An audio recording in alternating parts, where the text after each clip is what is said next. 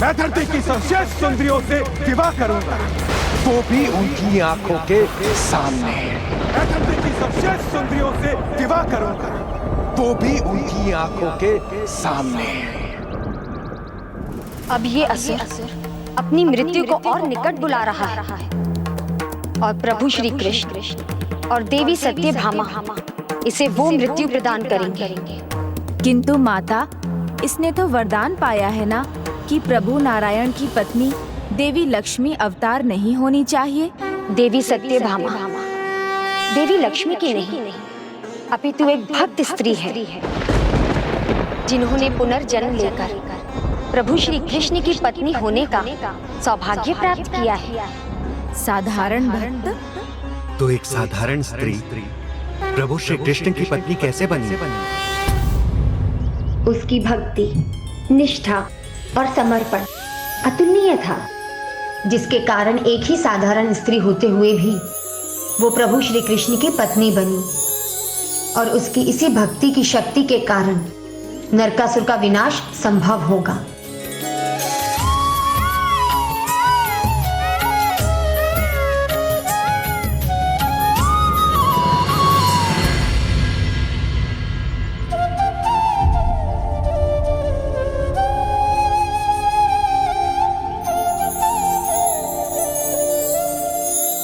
क्या हुआ प्रिय?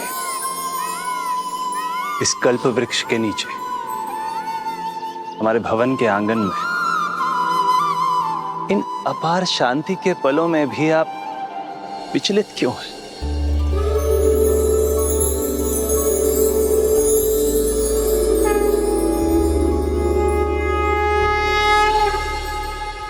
प्रभु, आपके साथ बीतने वाले इन पलों का आनंद अद्भुत है।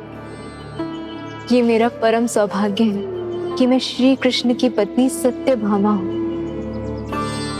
किंतु मन शंकाओं से घिरता है कि मैं सम्मान के योग्य भी हूँ या नहीं। मैंने ऐसा किया ही क्या है? स्वामी, इस जन्म में तो मैंने ऐसा कोई भी सत्कर्म नहीं किया। मैं तो बस एक साधारण स्त्री हूँ और आप प्रभु विष्णु अवतार, फिर आपने मुझे पत्नी के रूप में कैसे स्वीकार किया? ये मेरी समझ से बाहर है प्रभु। इस जन्म का भाग्य इसी जन्मों के कर्मों पर आधारित नहीं है। मनुष्य के पूर्व जन्म के फल भी उसे उसके भावी जीवन में प्राप्त होते हैं। पूर्व जन्म प्रभु? पिछले जन्म में जो आपने किया था वो सर्वथा असाधारण था। अच्छा प्रभु, ऐसा क्या किया था मैंने? सतयुग के अंत में मायापुरी अर्थात हरिद्वार में अत्रिकूल में एक विद्वान धार्मिक और सूर्य व्रत का पालन करने वाला एक ब्राह्मण सुधर्म का वास था। सूर्य की भांति तेजस्वी, जगत में देव शर्मा के नाम से विख्यात सुधर्म के यहाँ आपका जन्म हुआ था और आपका नाम था गुणवती।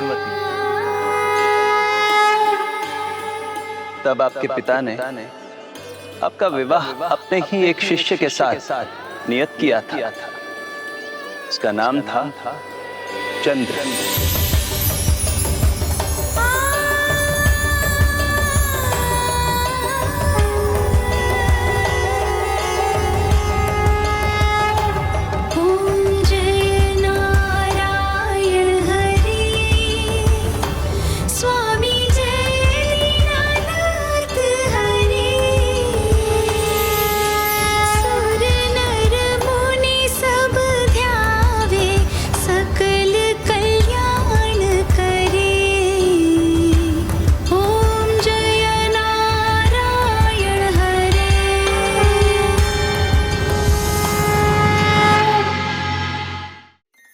गुणवती, आज अपने प्रिय सहेली के बिना ही आरती आरंभ कर दी।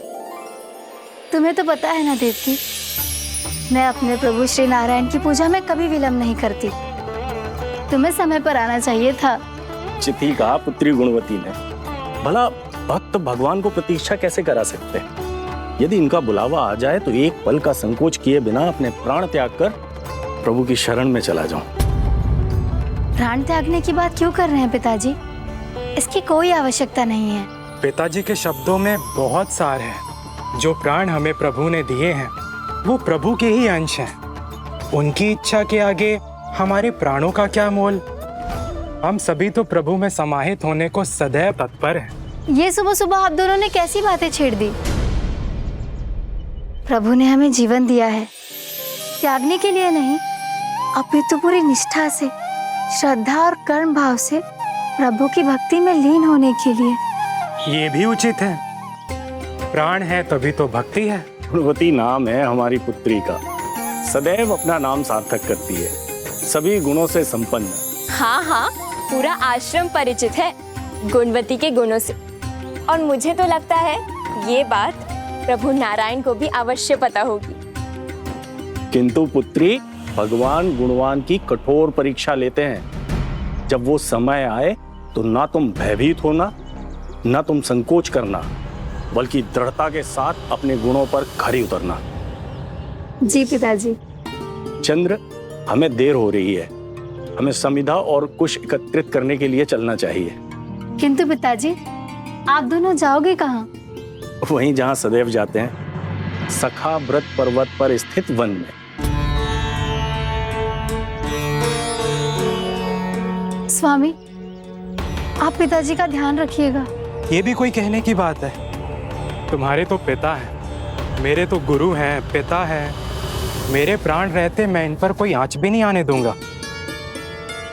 चिंता मत करो पुत्री, मैं जानता हूं कि सभी वहां पर हृदय वृक्षी राक्षस के होने को लेकर चिंतित हैं।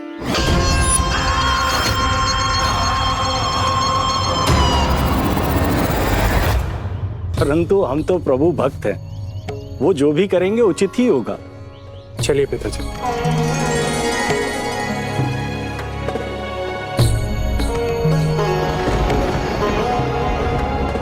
तुमने प्रभु तिलक तो किया ही नहीं।